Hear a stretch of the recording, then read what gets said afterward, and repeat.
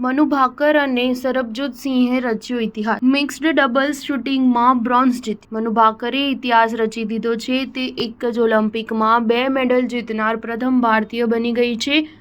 મનુ અને સરબજોત સિંહે air pistol shooting mixed double શૂટિંગમાં બ્રોન્ઝ જીત્યો છે. પેરિસ ઓલિમ્પિકમાં મિક્સ્ડ ડબલ શૂટિંગમાં બ્રોન્ઝ મળતા જ ભારતને 2 મેડલ મળી ગયા છે. ઓલિમ્પિકમાં આજે ચોથા દિવસે ભારતીય એથ્લીટ્સ દેશ માટે વધુ મેડલ લેવાના ઇરાદા સાથે મેદાનમાં ઉતર્યા હતા. શૂટિંગમાં ભારત પાસે એર પિસ્તોલ મિક્સ ડબલ્સ ઇવેન્ટમાં બ્રોન્ઝ મેડલ જીતવાની આશા હતી, જે આશા ભારતીયોને ફળી છે. હરિયાણાની મનુ ભાકરે ભારતને બીજો મેડલ અપાવ્યો છે.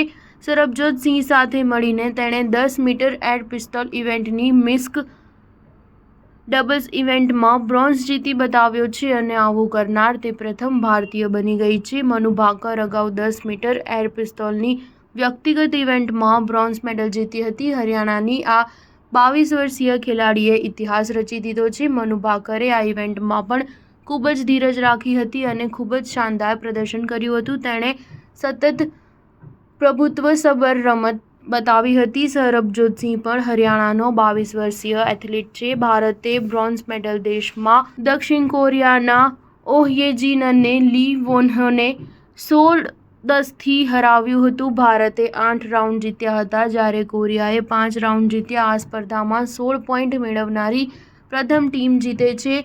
આ સાથે મનુ ભાકરે ઇતિહાસ રચ્યો છે. તે એક ઓલિમ્પિકમાં 2 મેડલ જીતનારી પ્રથમ ભારતીય બની ગઈ છે. નોર્મન પ્રિચાર્ડે વર્ષ 1900માં 2 મેડલ જીત્યા હતા, પરંતુ તેઓ મૂળ બ્રિટિશના હતા. મનુ ભાકર આવું કરનાર પ્રથમ ભારતીય છે. મનુ પહેલા આઝાદ ભારતના કોઈ પણ એથ્લીટે અગાઉ એક જ ઓલિમ્પિકમાં 2 મેડલ જીત્યા ન હતા. સરબજોત સિંહનો આ પહેલો ઓલિમ્પિક મેડલ છે.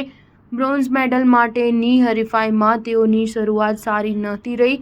પ્રથમ રાઉન્ડમાં તેઓનો પરાજય થયો હતો, પરંતુ ત્યારબાદ તેમણે શાનદાર વાપસી કરતા ઉપરાઉપરી 3 રાઉન્ડ અને આખરે ટોટલ પોઈન્ટમાં પણ લીડ લઈને બ્રોન્ઝ મેડલ જીત્યો હતો. મનુએ પોતાના પરિવાર અને દેશવાસીઓને ગૌરવ અપાવ્યું છે. તે શૂટિંગની વ્યક્તિગત 10 મીટર એર પિસ્તોલ ઇવેન્ટમાં પણ મેડલ જીતનાર એકમાત્ર મહિલા બની હતી. સ્ટાર ન્યૂઝ 7 હંમેશા સચ્ચાઈની સાથે.